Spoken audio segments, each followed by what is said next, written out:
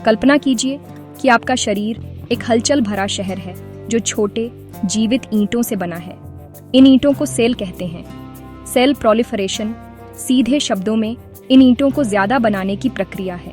इसी तरह हमारा शरीर बढ़ता है, ठीक होता है और अच्छे से काम करता है। जरा सोचिए, जब आप बच्चे थे तो आप छोटे थे, आप बड़े हुए क्योंकि आपकी सेल्स ने और सेल्स बनाई। ये सिर्फ एक बार की बात नहीं है, ये हर समय, हर दिन, अभी आपके अंदर होता है। ये जीवन का एक मौलिक प्रोसेस है जो जीवों को एक सिंगल शुरुआती सेल से अरबों सेल्स के एक कॉम्प्लेक्स जीव बनने देता है। यह सच में बायोलॉजिकल इंजीनियरिंग का एक अद्भुत कारनामा है। तो सेल्स का यह लगातार प्रोडक्शन इतना ज्यादा जरूरी क्यों है? खैर, सोचिए, जब आपको कागज से कट लग जाता है, उफ, आपकी स्किन टूट गई है, आपका शरीर तुरंत काम पर लग जाता है। ये घाव को ठीक करने के लिए नई स्किन सेल्स बनाने के लिए सेल प्रोलिफरेशन का उपयोग करता है। इसके बिना वह छोटा सा कट कभी ठीक नहीं होगा। हमारा शरीर लगातार पुरानी घिसी पिटी सेल्स को भी बदलता रहता है। उदाहरण के लिए, आपके पेट की सेल्स सिर्फ कुछ दिनों तक जीवित रहती हैं, फिर उन्हें बदल दिया जाता है।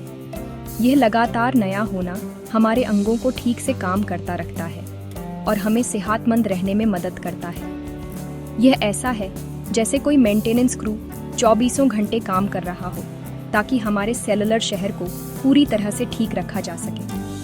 हालांकि यह सिर्फ मरम्मत और बदलने के बारे में नहीं है, यह शुरू से ही जीवन के बारे में है। हम में से हर एक की शुरुआत एक सेल के रूप में हुई थी। वह एक सेल 2 में, फिर 4 में, फिर 8 में और इसी तरह विभाजित होती गई जब तक कि उसने एक पूरा इंसान नहीं बना लिया।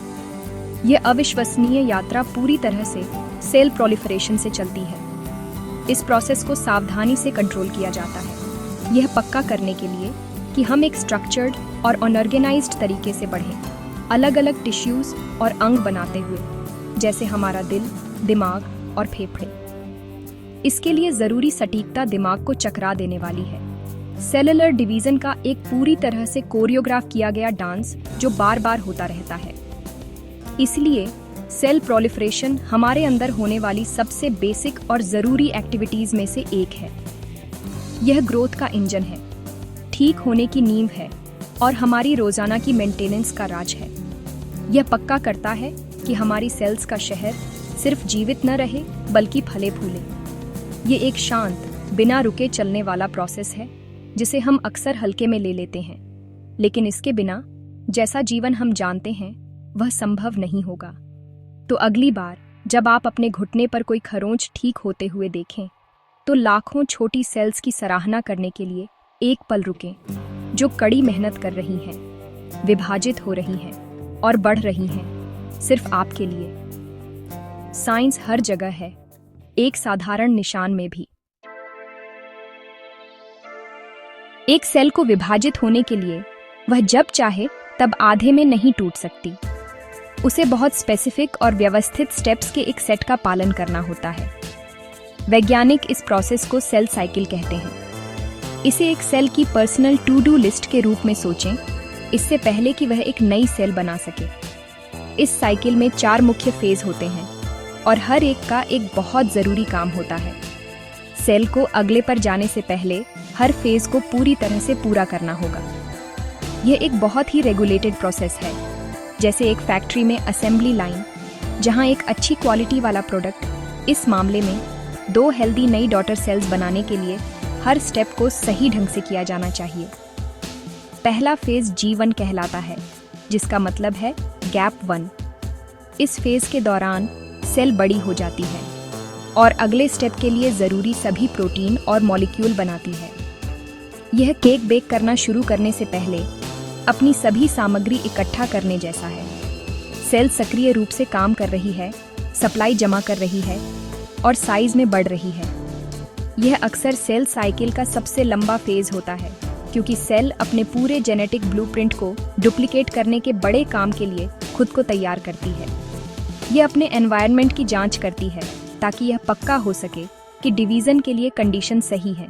यह ग्रोथ और तैयारी का एक पीरियड है। अगला है एस फेज, जहां एस का मतलब है सिंथेसिस। ये एक बहुत ज़रूरी स्टेप है। इस फेज में सेल अपने डीएनए की एक ठीक कॉपी बनाती है। डीएनए पूरी सेल के लिए इंस्ट्रक्शन मैनुअल है, इसीलिए एक परफेक्ट कॉपी होना बहुत ज़रूरी है। कल्पना कीजिए कि आप एक मॉडल हवाई जहाज बना रहे हैं और आपको अपने दोस्त को इंस्ट्रक्शन की एक कॉपी देनी है। आप यह पक्का करना चाहेंगे कि कॉपी परफेक्ट हो, जिसमें कोई पेज गायब ना हो। सेल अपने डीएनए के साथ यही करती है। ये हर एक स्ट्रैंड को सावधानी से डुप्लीकेट करती है। ये पक्का करती है कि दोनों नई सेल्स में ठीक से काम करने के लिए जेनेटिक इंस्ट्रक्शन का एक पूरा और एक जैसा सेट हो। एस फेज के बाद G2 या गैप 2 आता है। ये अंतिम तैयारी स्टेज है। सेल किसी भी एरर के लिए कॉपी किए गए डीएनए को दोबारा जांचती है और कोई भी ज़रूरी रिपेयर करती है। ये बड़ी स्प्लिट के लिए ज़रूरी और प्रोटीन और स्ट्रक्चर भी बनाती रहती है। ये रॉकेट लॉन्च से पहले अंतिम सुरक्षा जांच जैसा है। सेल ये पक्का करती है कि सभी सिस्टम ठीक हैं, सभी इक्विपमेंट अपनी जगह पर हैं और साइकिल के सबसे ड्रामेटिक हिस्से के लिए सब कुछ तैयार है। यह फेज म्यूटेशन को रोकने और जेनेटिक जानकारी की स्थिरता सुनिश्चित करने के लिए बहुत ज़रूरी है, जो सेल्स की अगली जनरेशन में जाएगी। तो एक सेल को कैसे पता चलता है कि डिवीजन का यह पूरा साइकिल कब शुरू करना है? ये सिर्फ अपने आप तय नहीं करती। इसे एक सिग्नल की जरूरत होती है, बाहर से एक छोटा सा धक्के की। ये सिग्नल खास प्रोटीन के रूप में आते हैं, जिन्हें ग्रोथ फैक्टर्स कहते हैं। ग्रोथ फैक्टर्स को अपनी सेल्स के लिए कोच के रूप में सोचें।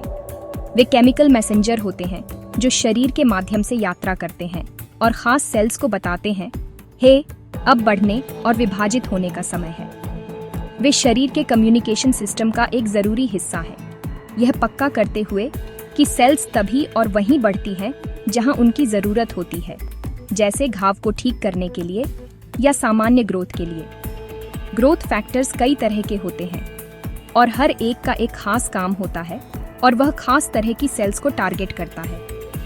उदाहरण के लिए एपिडर्मल ग्रोथ फैक्टर या EGF स्किन सेल्स को विभाजित होने के लिए कहता है, जो कट और खरोंच को ठीक करने के लिए बहुत जरूरी है।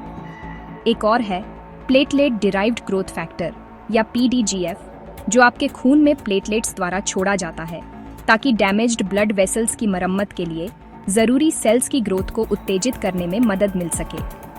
फिर है नर्व ग्रोथ फैक्टर या NGF, जो, जैसा कि आप अनुमान लगा सकते हैं, नर्व सेल्स के जीवित रहने और बढ़ने के लिए बहुत जरूरी है। हर ग्रोथ फैक्टर एक अनोखी चाबी जैसा है, जो सिर्फ टारगेट सेल की सतह पर एक खास लॉक में फिट होती है। चलिए कुछ और बड़े प्लेयर्स को देखते हैं। वैस्कुलर एंडोथेलियल ग्रोथ फैक्टर या VEGF एक बड़ा है। यह नई ब्लड वेसल्स के बनने को उत्तेजित करता है, एक प्रोसेस जिसे एंजियोजेनेसिस कहते हैं। ये डेवलपमेंट के दौरान और उन टिश्यूज को ठीक करने के लिए बहुत जरूरी है जिन्हें ताजे ब्लड सप्लाई की जरूरत होती है। फाइब्रोब्लास्ट ग्रोथ फैक्टर्स या FGFs प्रोटीन का एक पूरा परिवार है, जो कई तरह के प्रोसेस में शामिल होते हैं, जिनमें हड्डी का डेवलपमेंट, घाव भरना और ब्रेन फंक्शन शामिल है। ये ग्रोथ फैक्टर्स एक कॉम्प्लेक्स नेटवर्क में एक साथ काम करते हैं ताकि हमारे पूरे शरीर की ग्रोथ और मेंटेनेंस को व्यवस्थित कर सकें, हमारी हड्डियों से लेकर हमारे दिमाग तक। इन सभी ग्रोथ फैक्टर्स की बेसिक भूमिका सेल के बाहर एक खास रिसेप्टर से जुड़ना है, जैसे एक चाबी ताले में फिट होती है। यह जुड़ने की घटना सेल के अंदर एक चेन रिएक्शन शुरू करती है। यह एक दौड़ के लिए शुरुआती पिस्तौल है। यह सिग्नल सेल की इंटरनल मशीनरी को तैयार होने और डिवीजन की तैयारी शुरू करने के लिए कहता है। तो ये ग्रोथ फैक्टर्स असल में सेल में खुद नहीं घुसते। इसके बजाय वे बाहरी मैसेंजर के रूप में काम करते हैं, जो एक शक्तिशाली कमांड देते हैं, सेल प्रोलिफरेशन की पूरी प्रक्रिया शुरू करते हैं और यह सुनिश्चित करते हैं कि हमारा शरीर प्रभावी ढंग से बढ़ सके, मरम्मत कर सके और खुद को नया कर सके। जिस तरह से ग्रोथ फैक्टर्स काम करते हैं, वह एक सुंदर स्टेप बाय स्टेप प्रोसेस है। सबसे पहले एक ग्रोथ फैक्टर रिलीज होता है और अपनी टारगेट सेल तक जाता है। जब वह पहुंचता है तो वह सेल की सतह पर एक खास प्रोटीन से जुड़ जाता है, जिसे रिसेप्टर कहते हैं। यह जुड़ने की क्रिया रिसेप्टर के आकार को बदल देती है, जिससे वह एक्टिवेट हो जाता है।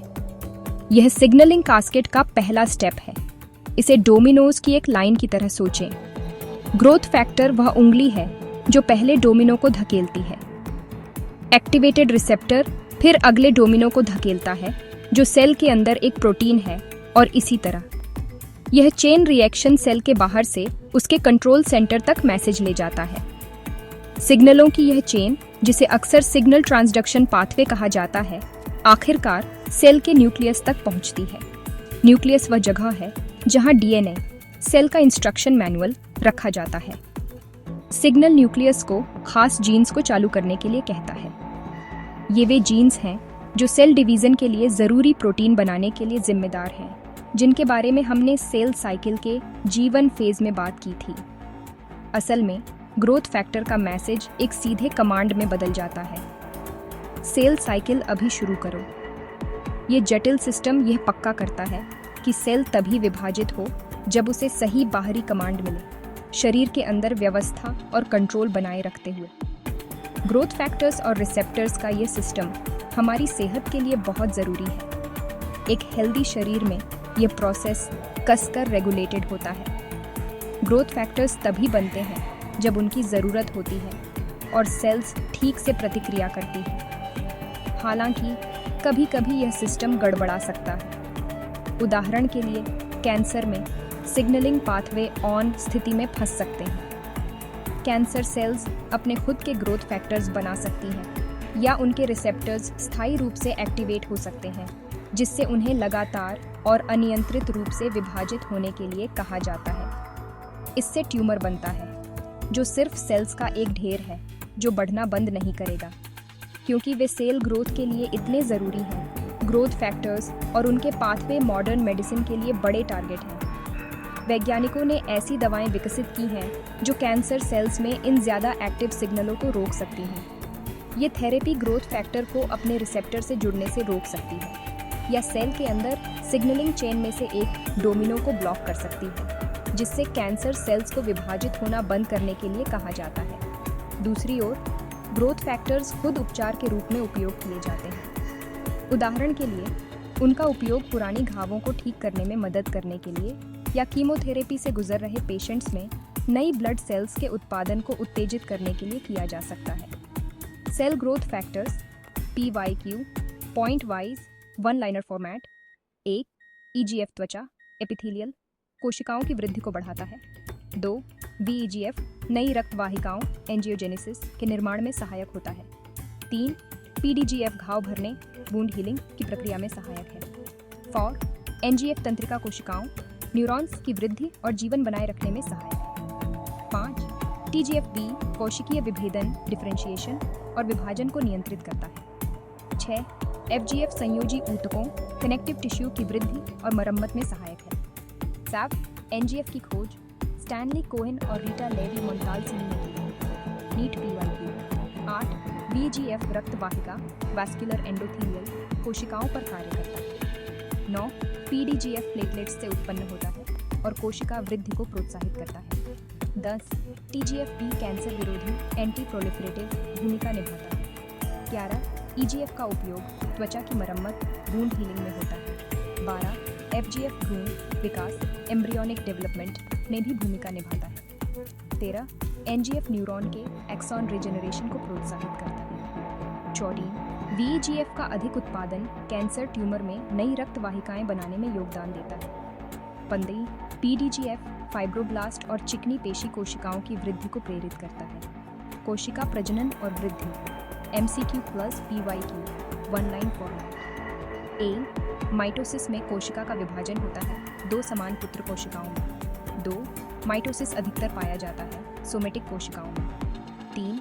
मियोसिस का मुख्य कार्य है गुणसूत्र संख्या को अर्ध करना। 4. जीवन चक्र में G1 चरण में होता है कोशिका की वृद्धि। 5. DNA प्रतिकृति किस चरण में होती है? S चरण S फेज। 6. माइटोटिक विभाजन की सबसे लंबी अवस्था है प्रोफेज। 7. कोशिका चक्र सेल साइकिल की मुख्य अवस्थाएं इंटरफेज और M फेज। 8. अधिसूत्री विभाजन में गुणसूत्रों की संख्या अपरिवर्तित रहती है। 9. संतति में विविधता किस विभाजन से आती है? मियोटिक विभाजन। 10. मियोसिस आई में गुणसूत्रों की संख्या होती है अर्ध हैप्लॉइड। 11 क्रॉसिंग ओवर की घटना होती है पैकिनीन पचिटीन में। 12 समान गुणसूत्र जोड़ी को कहा जाता है होमोलॉगस गुणसूत्र। 13 साइटोकिनेसिस का अर्थ है साइटोप्लाज्म का विभाजन। 14 माइटोसिस में स्पिंडल तंतु बनते हैं प्रोफेज में। 15 क्रोमोसोम्स इक्वेटर पर अलाइन होते हैं मेटाफेज में। 16 सेंट्रोमियर विभाजित होता है एनाफेज में। 17 गुणसूत्रों की संख्या मियोसिस डेई के बाद होती है एन हैप्लॉइड। 18 ह्यूमन स्पर्म में गुणसूत्रों की संख्या होती है 23 कुंडलीज। अपोप्टोसिस का अर्थ है कोशिका का नियोजित मृत्यु। 20 कोशिका वृद्धि को नियंत्रित करने वाले प्रोटीन हैं साइक्लिन साइक्लिन। 20 डीएनए मात्रा दोगुनी होती है एस चरण में। 22 कोशिका विभाजन में आनुवंशिक विविधता आती है मियोसिस आई से। 23 प्लांट सेल्स में साइटोकिनेसिस होता है कोशिका प्लेट निर्माण द्वारा। 24 माइटोसिस की अंतिम अवस्था है टेलोफेज। 25 निषेचित अंडाणु जाइगोट में होता है। माइटोसिस इस साइंस को समझना बीमारी से लड़ने और सेहत को बढ़ावा देने की कुंजी है।